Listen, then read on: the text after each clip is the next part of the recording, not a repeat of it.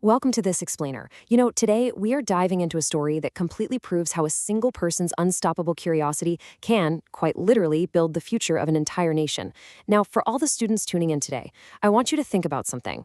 What does it actually take to leave a massive mark on the world? Does it take some kind of single-minded obsession? Do you have to give up all your other hobbies and interests? Well, the life of Vikram Sarabhai, a man so often called the architect of India's future, tells a completely different and, honestly, far more fascinating story. So let's kick things off with a question. When you think about India's incredible modern achievements in space, what instantly comes to your mind? You're probably picturing those brilliant rockets launching into the sky, right?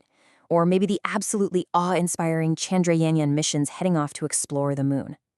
But who is the man whose early foundational work actually made that incredible journey to the moon possible? Who laid the very first bricks of that launch pad? Well, there is a very direct, literal connection between that glorious present and our past. During the historic Chandrayaan-2 mission, the lunar lander, the actual physical vehicle designed to touch down on the surface of the moon, was named Vikram. And that wasn't just some random choice, it was a profound, deep tribute to Vikram Sarabhai. But to really understand why the top scientists of today honor him by taking his name to the stars, we kind of have to travel back down to Earth, right back to the very beginning of his extraordinary journey. Okay, so born in 1940 in Ahmedabad, Sarabhai eventually made his way to the incredibly prestigious University of Cambridge in England. By 1940, he had passed his natural sciences tripos, and if you aren't familiar, those are these highly rigorous, notoriously tough undergraduate exams unique to Cambridge. But what's absolutely crucial is what happened next. After a brief return to India during the turbulent years of World War II, he goes right back to Cambridge for his PhD, authoring a 1947 thesis on cosmic rays. He was just completely fascinated by these high-energy radiation particles traveling through space from outside our solar system. This deep, burning scientific curiosity, that was the exact spark that ignited everything that followed. He just wanted to understand the universe at its most fundamental level. But here is the kicker, and what's truly fascinating about the guy. Sarabhai completely shattered the stereotype of the nerdy scientist locked away in a laboratory. He wasn't just a physicist and an astronomer, his interests were all over the map. He was super passionate about sports. He dove deep into the complex world of statistics, and he even used that knowledge to set up the very first market research organization in India. Oh, and add to that a profound love for the performing arts. For any student watching this, the takeaway here is absolutely massive. You do not have to put yourself in a single, rigidly defined box. Your diverse passions don't distract from your primary goals. They actually make you a much more creative, well-rounded thinker. They literally give you the tools to solve complex problems from totally different angles. But here is where his story gets really challenging. Picture this. It's 1947. You are a brilliant, highly educated scientist just returning home. Your country, India, has just gained its independence. The potential in the air is absolutely limitless, right? But the scientific infrastructure, the high-tech labs, the massive funding, the advanced equipment you had over in England, it simply doesn't exist yet. The whole nation is essentially building itself from the ground up. So what do you do in that situation? Do you just throw your hands up and give up because the tools aren't there? Do you take the easy route and catch the next flight back abroad where the lab's already built? His response to this brilliantly illustrates his problem-solving mindset. On one side of the globe, you had the elite, globally recognized research hubs of Cambridge University, just fully equipped for cutting-edge physics. On the other side, in newly independent India, he had, well, his house. Seriously, Sarabhai didn't sit around waiting for someone else to build him a multi-million-dollar laboratory. He started his highly complex research into cosmic rays right at his own residence in Ahmedabad, a place known simply as The Retreat. He just used what he had right where he was. He proved that true innovation starts with the mind, not the building. And of course, that modest setup in his house didn't stay small for long. On November 11, 1947, the Physical Research Laboratory, or PRL, was formally established. Now, it started with a really focused team dedicated to his primary passion, cosmic rays and the properties of the upper atmosphere, but man, it quickly expanded its scope. From those incredibly humble residential beginnings, this very laboratory grew to become what is widely known today as the true cradle of space sciences in India. From a house, to a lab, to the stars. From those early days, he essentially grew into a master builder of institutions. He left an almost unbelievable legacy that shaped the country's development across so many different sectors. He didn't just build one lab, he envisioned an entire network of excellence.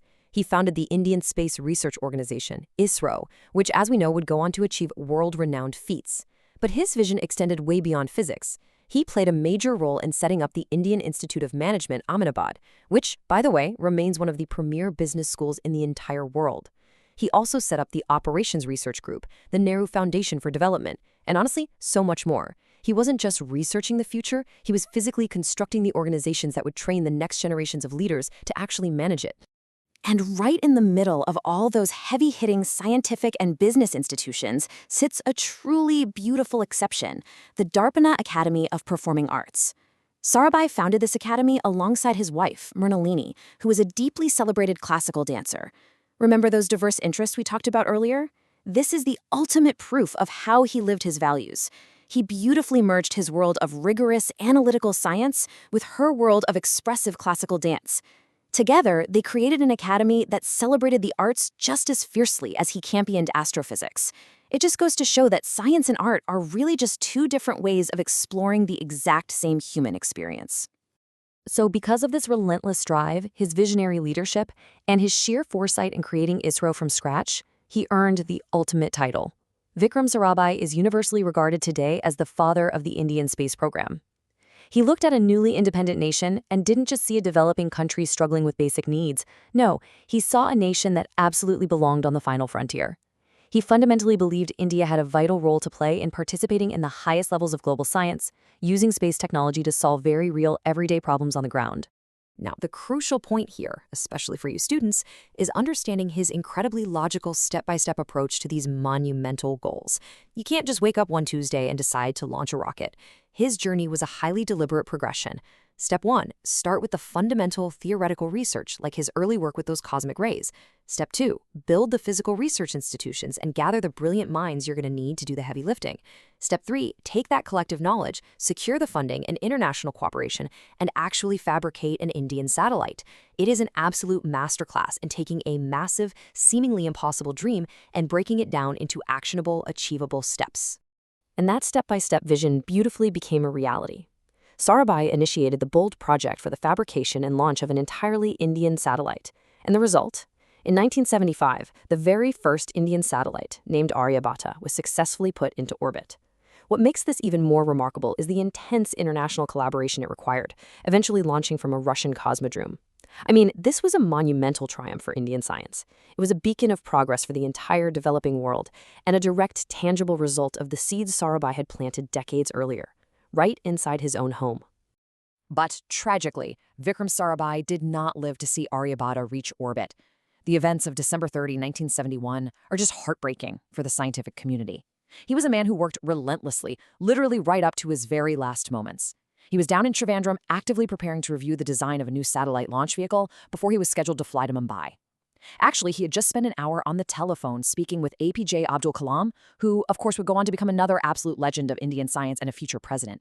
And then, suddenly, within an hour of that inspiring conversation, Sarabhai suffered a fatal cardiac arrest. 52. Just pause for a second and let that number sink in.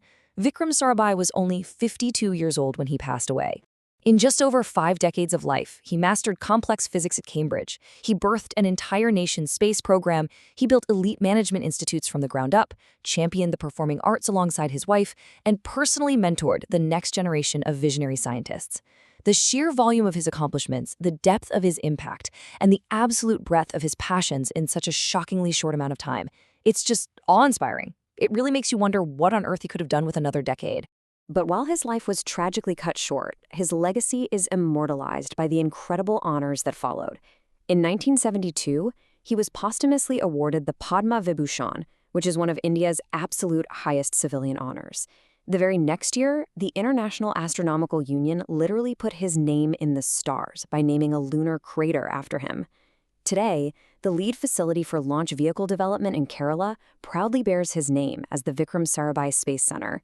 And perhaps most importantly for all the students watching this today, the Vikram Sarabhai Community Science Center in Ahmedabad continues his most vital mission, sparking that exact same insatiable curiosity in young minds.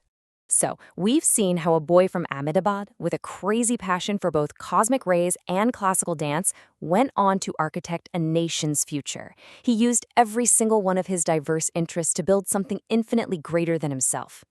So, as we wrap up this explainer, I want to leave you with this final provocative thought. Look deeply at your own life. Look at the things you love doing, no matter how disconnected or totally different they might seem right now.